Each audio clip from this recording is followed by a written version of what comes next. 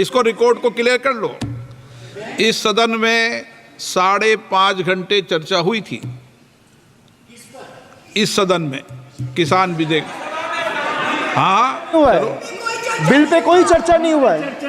Bill pay कोई चर्चा नहीं हुआ है। किसान बिल पर सर, जब स्पीकर बोलता है तो बोलता है और वो सही बोलता है। सर बिल पे कोई चर्चा नहीं हुआ है। सर भाई,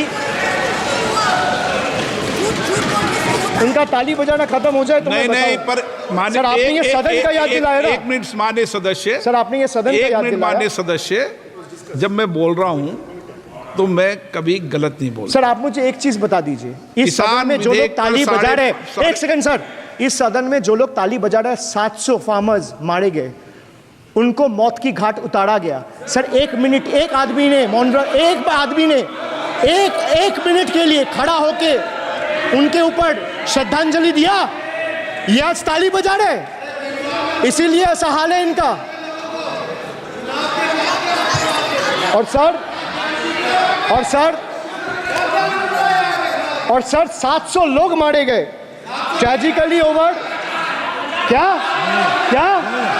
700 farmers died. 700 farmers died. What did you do? You people have blood on your hands. You people have blood on your hands. You people have blood on your hands. In 2020, sir, this contentious farm bills were passed without any consultation with the opposition parties or farmers organization. Sir, these bills sparked massive protests as farmers. Sir मैं एक बात स्पष्ट कर देता हूँ, एक चीज़। Sir ये जो बोल रहा है, मैं बोल रहा हूँ बीजेपी से, मैं जो सवाल यहाँ पे पूछ रहा हूँ इनसे, या मिनिस्टर को जो जवाब देना है, इनमें से कोई भी अगर जवाब देना चाहता है, कोई भी मीडिया चैनल चूज कर ले, मुझे टाइम बता दे, मैं आ जाऊँगा। एक हाथ लगे। मैं कह रहा हूँ सर, इनका दम है, इनका सीने में दम है। आप अपनी बात कहिए, और अगर हिम्मत है तो ये आप चुनौती मत दीजिए। आप अपनी बात कीजिए। I am challenging them to come. आप चुनौती मत दीजिए सदन में। and debate with me. ये बार चुनौती देना, या चुनौती सदन में नहीं।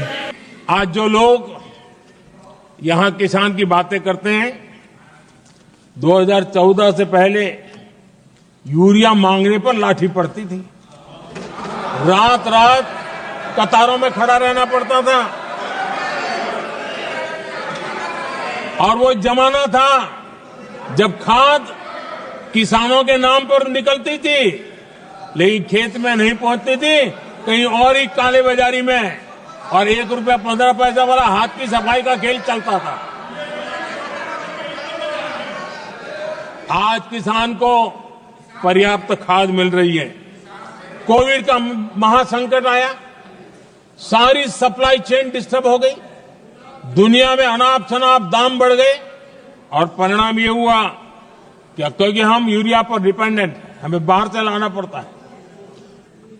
आज भारत सरकार को जो बोरा यूरिया का 3,000 रुपए में पड़ता है, सरकार ने वो झेला, और किसान को 300 से भी कम कीमत पर दिया है, 300 रुपये से कम। किसान को ज्यादा से ज्यादा फायदा हो, इसके लिए लगातार हम काम कर रहे हैं। आदरणीय अध्यक्ष जी, किसानों को सस्ती खाद मिले, इस एक काम के लिए पिछले 10 साल में 12 लाख करोड़ रुपया खर्च किया गया है।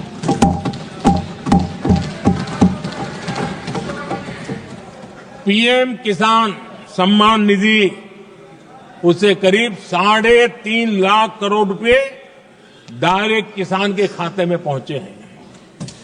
हमने रिकॉर्ड एमएसपी भी बढ़ाया, और पहले की तुलना में बीते दशक में 3 गुना अधिक हमने खरीदी की है।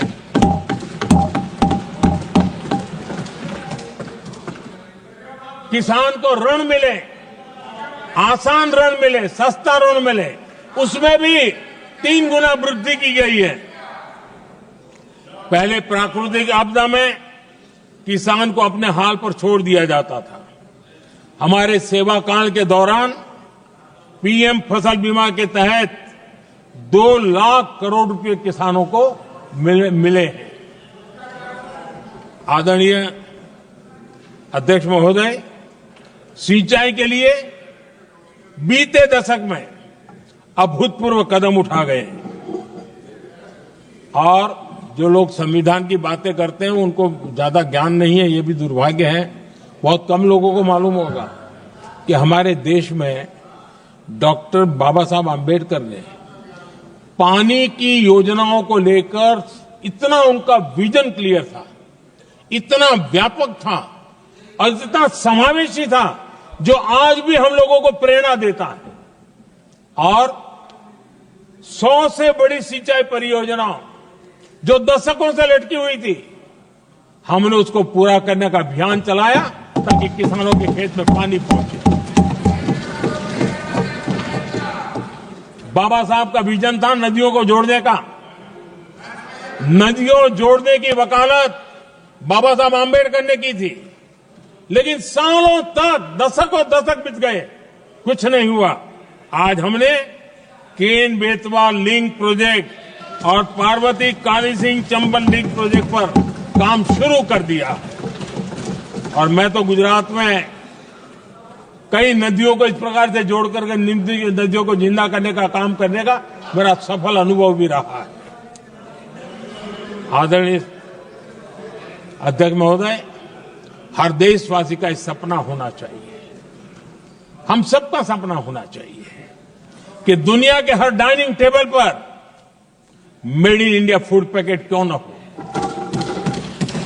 आज मुझे खुशी होती है जब भारत की चाय, इसके साथ साथ अब हमारी कॉफी भी दुनिया में अपनी महक फैला रही है, बाजारों में धूम मचा रही है। इवन हमारा टर्मरिक कोविड के बाद सबसे ज्यादा मांग बढ़ी है। आदरणीय अध्यक्ष जी, आप जरूर देखेंगे आने वाले समय में हमारा प्रोसेस सी फूड, और जिसको लेकर कुछ लोगों को पता नहीं कब क्यों दर्द हुआ, बिहार का मखाना दुनिया में पहुंचने वाला है।